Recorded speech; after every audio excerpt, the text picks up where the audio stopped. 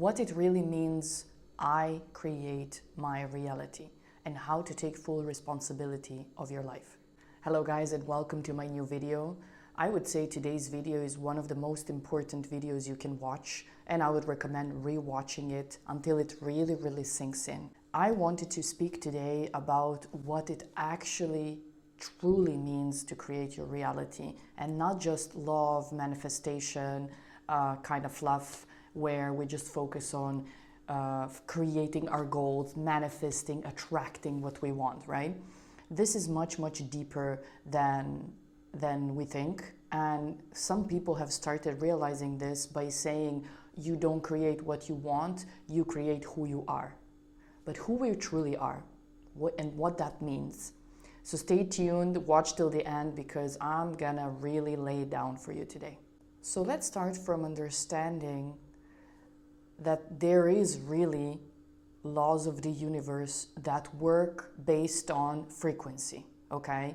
Which means like attracts like. On which level of frequency you are is what you will be attracting into your life. And this is true. This is law of attraction, and it absolutely works.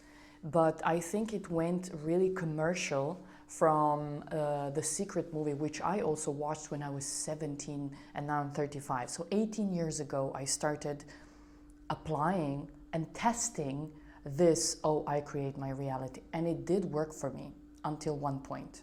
Until one point where I really couldn't manifest certain things, even though I was doing everything like I would do usually and manifest things. And then I start wondering why.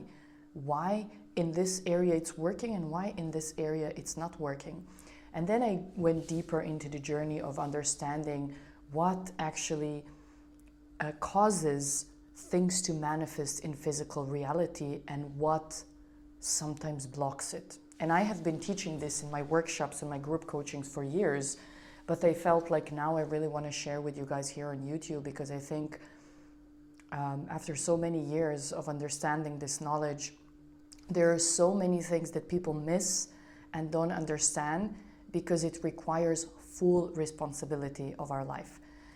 So when we think about frequency, okay, this frequency is the state of our being. And the state of our being is not just the conscious part of our being, okay? We think, just my mood, like most of coaches say, my mood is my state. But actually, it's not only about your mood. It's not like, I feel sad, it means I'm gonna manifest sadness. I am happy, so it means I'm gonna manifest only happiness. Definitely that when you're in a higher level of state, the life will be much better. But it's not just about being in a good mood and good state during the day so you can manage. If this was true, we all would be so happy and millionaires, right? But it's not. So this is where I started digging, because I was really someone who was most of the time full of energy, smiling, positive, optimistic, working on myself, exercising, but things still didn't work out for me. And then I realized, okay, let me understand what is exactly the state of my being. What is my frequency? How to understand what really shapes my frequency. And then I started digging deeper and deeper. And then I understood that my state of being is all of me, right? Not just my mood, not just my emotions, not just my thoughts. It's all of me. And this requires us to understand who we truly are. Yeah? And that's why it's called full responsibility of your life. And when you understand who you truly are and what is your state of being, then you will understand where are the blocks, why things are not moving forward, why things are blocked, or why am I manifesting this that I didn't actually want, right? So when I understood who I truly am, which I'm gonna lay it out here for you, it's just my perspective. Take what resonates, of course, leave what doesn't. And then we can start fully understanding how this very intelligent wisdom of cosmos is working. So I understood that I am a being that has multidimensional versions of myself. I understood, okay, what is this all thing? So then I realized, I would say theta healing really helped me understand those levels of beliefs in the subconscious, which kind of expands on the whole being of us, multidimensional, which means we exist at the same time in different timelines and in different dimensions. Yeah, and this is a bit confusing until it lands fully, because it's really, really higher level of consciousness that we're still trying to understand, and we're slowly growing as a species to be ready to understand this magnificent intelligence. So through theta healing, we are describing 4 levels of belief, but I would not call it only 4 levels of belief. I would say 4 levels of frequency, okay? 4 levels of our being. One level is my 3D self, who has started having experiences and memory from the moment I was created from my mom and dad in that cell, right? From when I decided to come onto this earth and engage in this 3D reality. So there are memories, experiences, emotions that I have experienced from that time till this moment, and add to that, absorbed as an energetic being, right? Absorbed my mother's energy when I was in her womb, absorbed her emotions, her beliefs, how was the environment, what was happening, right, in the family, and so on. And then my experiences as a child, and all that shaped me and reprogrammed me and made me in a certain way. So that's just one level, right? And we usually get stuck in this level, in these stories, and in this disappointments, and this kind of shapes our desires and our goals that we think we want to manifest. Yeah. So then we have the second level, which is the level of ancestors, which is the level of the family. It goes 7 to 12 generations back. What have they endured, experienced, the positive, the negative, the traumas, the karma, the curses, their choices, unfinished business, and so on. And this is also a part of me because I'm part of that family. And then there is third level, which is historic and collective, which is me in different timelines, that we call it past lives, but it's just different timelines where we are defragmented and still playing out certain roles that are keeping us in certain loops, karmic loops, right? And then there is collective, which is collective of the humanity, collective of the earth, and it can be collective of the nation you are born in.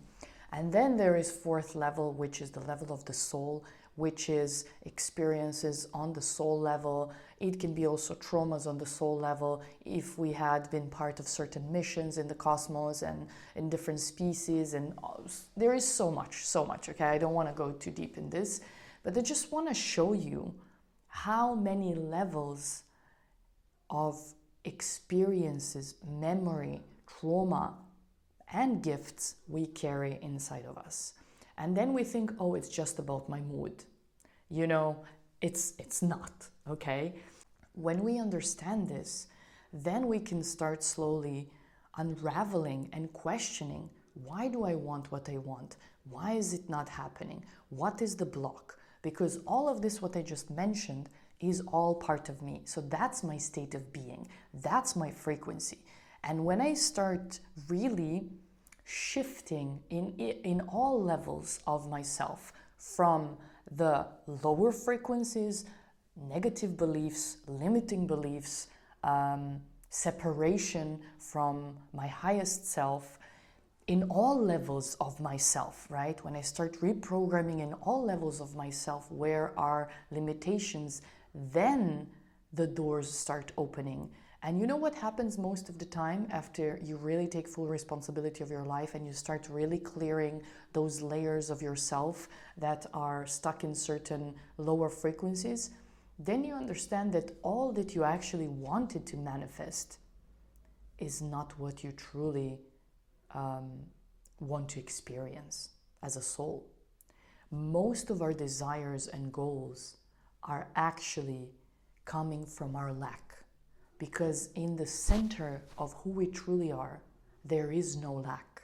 There is no separation. There is no, I need this to feel this. I need this to feel loved. I need this to feel worthy. I need this to feel complete.